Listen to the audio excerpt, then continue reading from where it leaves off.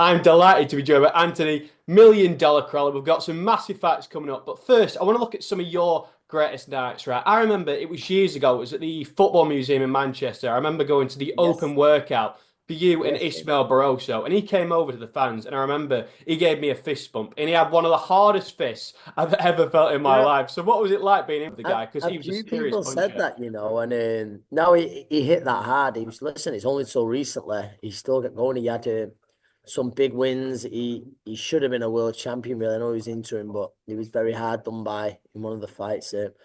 But yeah, I believe that was probably my finest hour, to be honest, James, because I was going in there as the defending champion in my hometown, and I was the underdog with the bookmakers. I think a lot of that was to do with how he beat a very good fighter in Kevin Mitchell. He destroyed Kev that night, and I was sat ringside. And even remember the pal of mine messaging me going, "Wow, swerve him," and a few people like, and it was he probably got my back up a little bit, to be honest. But yeah, no, that was that even I think at the workout, and I mean he was doing the pads. I think a few people was I know pads don't hit back, but a few people was thinking you can't be letting him land you on your. And I think thankfully in the tight fight, I took very little punishment, which was a good job. I knew early on, feeling his power through the gloves.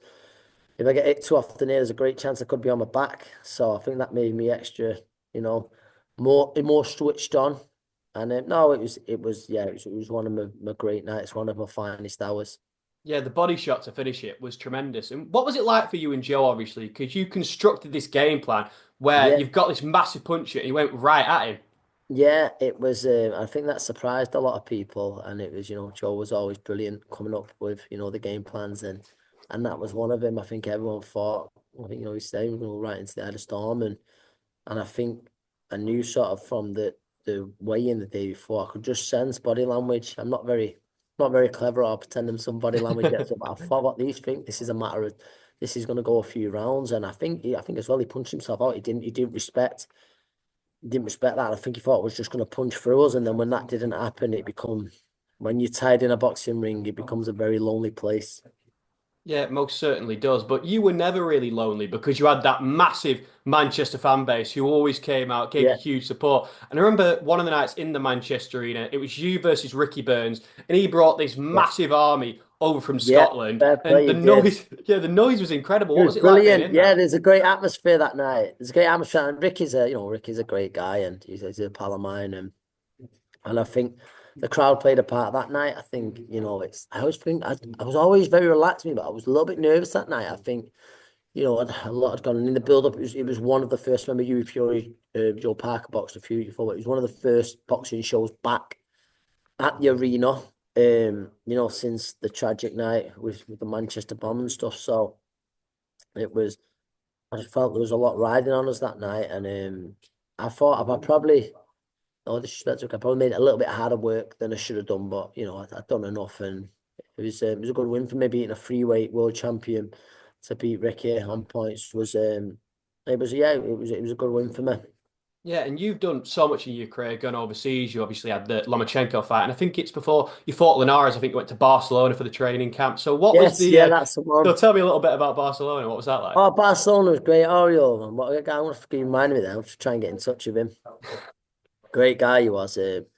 We had obviously the large fight didn't come away, but it was a great time. Then I got to see Barcelona, top city, spend some time there, and there was no excuses that night. Your game was unbelievable. I felt fantastic and everything like that, and I got beat off the better man, and I can accept it because what I did, I always say I give it my best in camp, I give it my best on the night, and I just lost to the better man that night. And I think it was one of the best performances of Jorge, who's become a good friend, his career that night. Your other love, obviously, football, Manchester United. What's been your favourite European away day, United? Because you must have had some great ones over the years. Yeah, you know what I have. I've been lucky where I've been. Although, in fact, I'm trying to get it sorted to go Romania in Wow, January. that'll be a class one. But it just depends how it falls with the fighters who are training and stuff like that.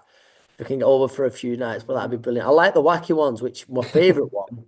My favorite one was over in Odessa. We played in Ukraine a few years back. Do you know what, man? I forget the team we played because they wasn't from Odessa, but there was a little bit of disturbance at the time. Obviously, nothing like what it inspired him to be. It was near Kiev, but you couldn't go into Kiev, so we went to Odessa. And honestly, it was like -17. It was, but what a place. It was probably it made Benidorm look expensive. It made Benidorm look expensive. And so as you can imagine, there was a lot of alcohol that got drunk. But yeah, what a trip. What a trip. You know what? There's only bits that I can remember of the match. I know we won that night, but I remember it being absolutely Baltic. Yeah, I can imagine it was freezing, and hopefully there's some big European nights in the future. Are you confident Yeah. what Edinburgh's going to be doing? Yeah, I am. I am. Listen, I think the recent, it's Nottingham Forest and the Arsenal. Yeah, there's a lot of work to be done there. There's no he's got his work cut out. I'm not going to start saying bring back Rude, but he got it's early days and it's not been the easiest start for him. But no, listen, you can't help but like a lot of what he's saying. But ultimately, he's going to be judged on his results and what he wins, and that's what we expect as Manchester United fans is to win trophies. It's I think, like you say, there's a few things at the club that certainly needs to change. It's been a tough time, hasn't it? And it sounds bad because it sounds spoiled, but obviously you've got to remember as a kid, won everything. You're winning trebles, you're winning league title after league title, and we found out like how hard it is.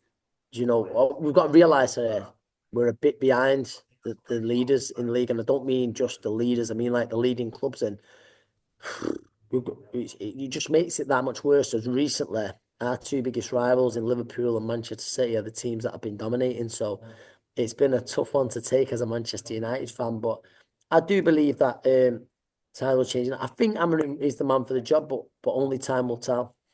Yeah, well, hopefully you've been cheered up somewhat because becoming a boxing world champion is amazing, but getting into a video game must be something special. You're in Yeah, undisputed. Have you had an opportunity to play as yourself yet? yeah. Do you know what I have, and it's great because you know what it was. It was to show my son as well. It was unbelievable, and for years I always, whenever the boxing games come, I was buzzing. And then to be on it.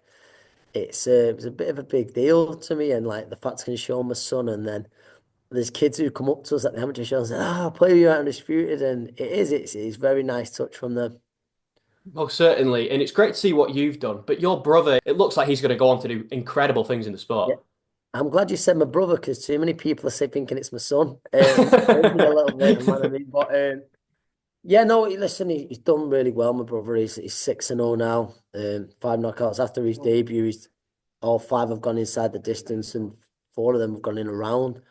Sort of 1 in 2 rounds. So he's very heavy-handed, something that I wasn't blessed with. But no, he's doing well, and Will's a perfect example. I mean, he's have to say he walked away from boxing for 5 years or so, and yeah, it's fair to say, yeah, he went off the rails a little bit, and his boxing's really sorted him out, and he's a much better person through boxing, and he lives the life now of an athlete. And no, of course, I'm very proud of him, and I'm proud to be in his corner. It's great to see, obviously, how well he's doing. And outside of boxing, I know you're a big reality TV guy. You love your Love Island. Are you watching anything at the moment? Yeah, do you know what? I've the celebrity. I'm a celebrity. I think it's been good. It's always on my favorite, to be honest. It's always one of my favorite, and I think I keep thinking, I should grow up. Really, I'm 38 years of age. I shouldn't be doing this, and but I need two more. I was a bit slow to it. Married at First Sight kills me as well, as in stitches. But yeah, I'm a celebs on at the moment and stuff like that, and it's no, it's good. Obviously, there's obviously the boxing link with Barry McGuigan, but a few of them really, and yeah, that's coming to an end.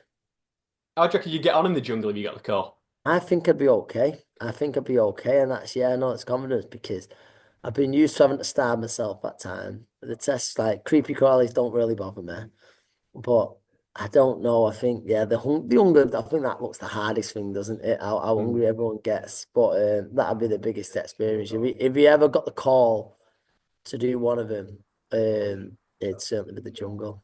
Fantastic. And just a couple more boxing questions to finish off. You Yeah, had a sensational career, obviously, and at the same time in Manchester, Terry Flanagan was about. You had this yeah, Manchester United Manchester City rivalry, world champions, both at the same school. It never happened. Do you yeah. wish it did at any point? But obviously, you and Terry have a great Yeah, relationship I now. do. I'm listening on Pally with Terry. There's nothing like that. And I think he does, but I think, I think we both do. And there was never the problem. I know you would have had the fight. I would have had the fight. I mean, at the time, Joe, it was. And it's a shame now because if Eddie and Frank worked together then, how Yeah, did we now? I yeah. have no doubt me and Terry would have boxed in front of a packed out crowd in Manchester. We might have gone to Saudi, who knows? But I think no, I think listen, if that fight was to take place, it absolutely should have been at the arena. And it is a shame, and that is listen. If so, I have no regrets, no regrets, and I'm sure there was a time when we was offered the fight, but there was a politics that probably stopped it happening, and there was a time when Teddy was offered the fight, and they went a different route again, probably due to politics. So yeah, that was probably if one thing like I can't even say it was a regret because Balzic stopped it happening. But if there was one thing I probably wish happened, me and Terry would have got it on. And I see him like where my gym is now, where I am now. I'm next door is the bar. He brings his son to football, so I see him quite a bit. Fantastic. And obviously, we were talking Fury Usyk before the show. I know that you have a prediction in mind. So, what do you think is going to happen? My prediction, listen, I said this to you before. It's hard not to make Usyk a favourite because of how the first fight went and how badly Fury got hurt. But I think a lot of people are forgetting Tyson Fury. It looked like he had that fight won at the halfway mark. He switched off, got a little bit complacent, but Usyk done what Usyk does, and he finds a way to win, which I believe is his biggest strength. How he adapts, his versatility. But I think this time we're going to see Tyson Fury get a points win, and I think it'll be close. Might even be controversial, but I think we get a close fight where Tyson Fury wins. But then, what do we do? Do we see the rubber match? Do we see something else? Who knows?